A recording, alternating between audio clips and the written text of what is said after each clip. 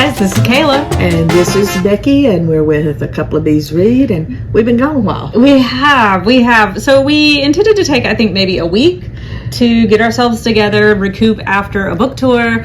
I'm writing another book, so I've been swamped with that. And I dove into the National Certification Judges Program for quilting. And a friend of mine and I, who are doing this together, we went to Asheville, North Carolina for a week.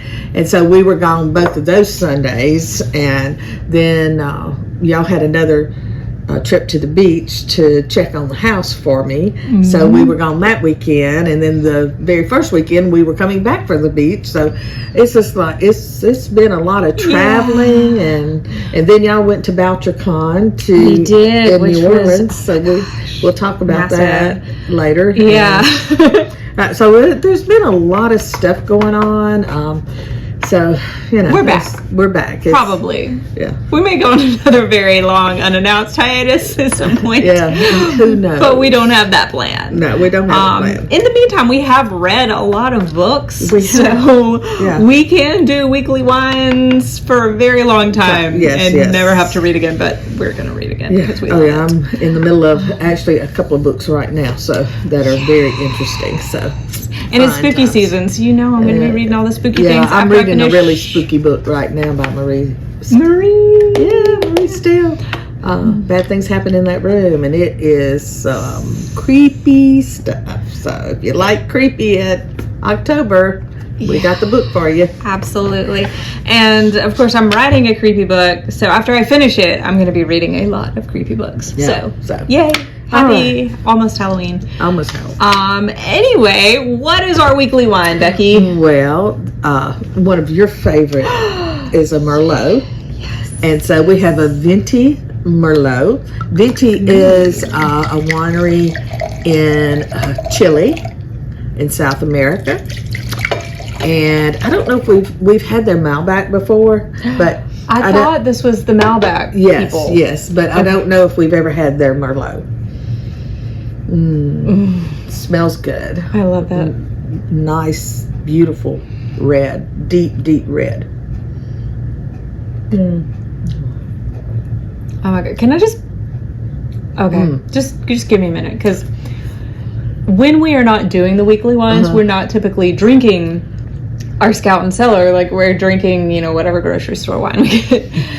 There is such a difference in Scout and Cellar and anything else. Like, it's this fresh, crisp taste with every kind of wine, and there's just so many layers to every single drink. Well, this one is very, I don't know how to say it other than it's very earthy and bold. It has a bold flavor. It is Thanksgiving wine. Like, this is what... it definitely is like a fall afternoon. Yeah. Sitting in front of a fire, like sitting outside and having a fire going. And, yes, with lots of mosquito repellent, because they will eat me. Which would probably ruin the amazing aroma of this wine. Is it black cherry? It does have cherry in it. Yes, it's red cherry. Red cherry. It's strong and delicious. It is very strong. And it's kind of has a spicy aftertaste, which is a hint of black pepper. Yeah, I was about to say pepper. Yes, definitely pepper. And then this is going to kind of blow your mind. Bacon. Has a hint of Where's our charcuterie board? What are we doing? We need the charcuterie board. This is a delicious wine, and we have a special going on that if it's your first time to buy Scout and Cellar, you can get $25 off your order. Ooh. So that's like a free bottle of wine. So just go, and we'll put a link down, and you can go. And like I said, this is, to me, any strong meat like beef or lamb or maybe Chinese, something else that's a little different. So like Kung Pao beef. Yeah. I think that would be really good with it. Yes, for sure. And this is one of those wines that also, and I feel like this is rare for some wines, it would be perfect to just drink on its own on a cool night. Oh, yeah. Because it warms you. Mm-hmm. It's got that flavor, that multi-layered flavor that just warms all the way down, not in a like burning whiskey way. No, but I was really thinking about a really smooth bourbon, how like Blanton's bourbon. Yeah. It kind of just gives you a warm flow all the way down, and this wine kind of does that too. And I think it's that bold spiciness that's in it that really does that. But it's a beautiful wine, so definitely check it out. Gorgeous color. So it's Venti Merlot. Yes. Try it. This might be my new favorite Merlot, actually. I think it's wonderful. Well, and it goes along perfectly with the book I'm going to review. I'm so excited to hear about this one. The Medici Curse by, I'm going to let you say it. Oh, no. Deco S. Offenorde. And funny aside, I met the publisher for Scarlet Press while at VoucherCon. Okay. And when we were in New Orleans before, you didn't come to VoucherCon with me, but when we were in New Orleans before, you were like powering through this book. I could not put this book down. So when I met him, I was like, oh my God, my mother-in-law is in love with the Medici Curse. And he said, oh yeah, that's Daco's. I can't say her last name. And I was like, me neither. But we love you, Daco, and we love your writing, and I loved this book. This book, it was like I couldn't read it fast enough. Yes. It was just, like, I mean, when we would go out, I'd have to put it down, and I actually was carrying it around with me so that when we were waiting for our food or something, I was sneaking when we were on the bus tour, Yeah. I looked over and you're reading, and I'm like, what are you doing? in New Orleans? I couldn't put it down. It was so fabulous. But the heroine of the story, the main character, her name is Anna di Michi Rossi, and she is an aspiring artist. She should be with a name like that. Yes. And of course, the Medici Curse is about a ruby and diamond necklace.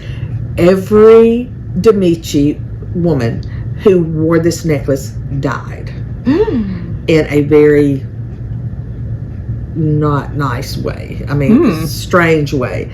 Just something bizarre would happen to every individual that wore this necklace. And so that's why they called it the Medici Curse. Yeah. It's because this was specifically made many centuries ago for Medici, for female, and she died early, young, and every person that it got passed down to, it just went on and on and on.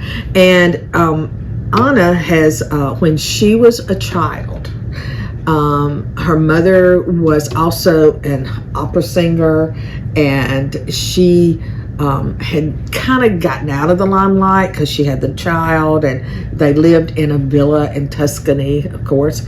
And through it all, they were at home.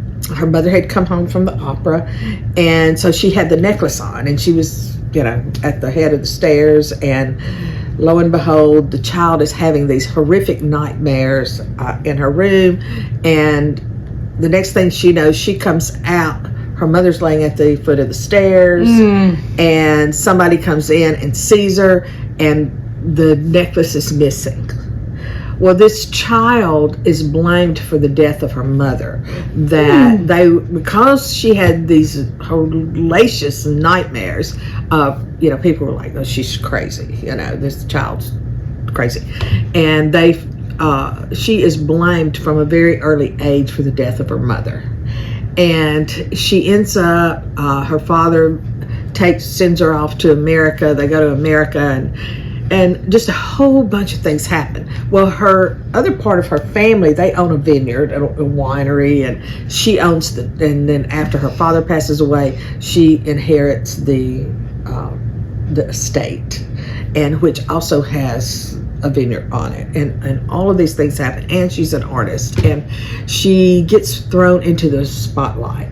And I'm not going to tell you, but it's this thing where she gets this invitation to a cousin is running this gallery, and it's like this very prestigious thing.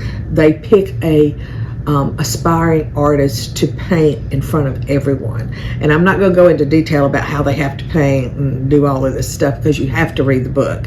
But it is, she ends up, after everything is set, she paints this individual and all this, and then afterwards she paints the necklace on the person.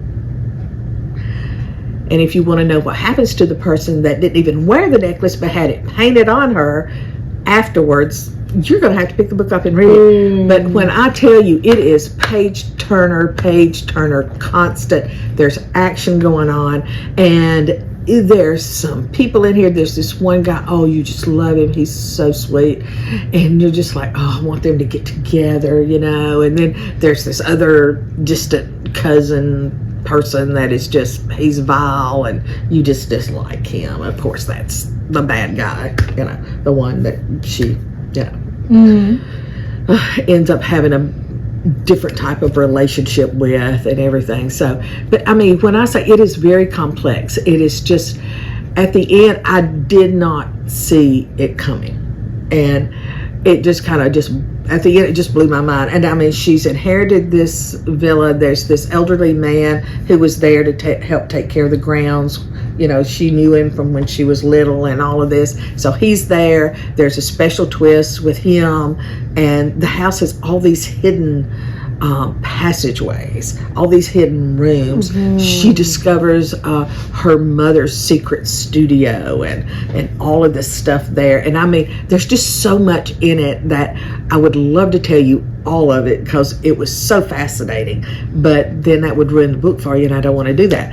But I would say, if you want, and I think this fits right in with Spooky Month, because there's a lot of spookiness going on here. Yes. There's a lot of supernatural stuff involved as well that you really don't, at first you're not sure about, but then you kind of get this thing like, well, wait, what's happening here, you know? And then at the end you really find out what's going on, and you're like, wow. I mean, it's just the way she kind of leads you along.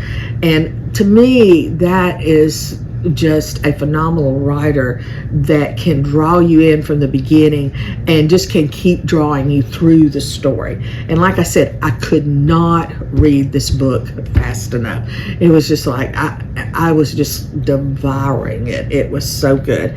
But the Medici Curse by Deco Afanorde, sorry if I didn't pronounce it right, but it is a fabulous book, beautiful cover, but definitely 5 stars plus. Get it this month, read it.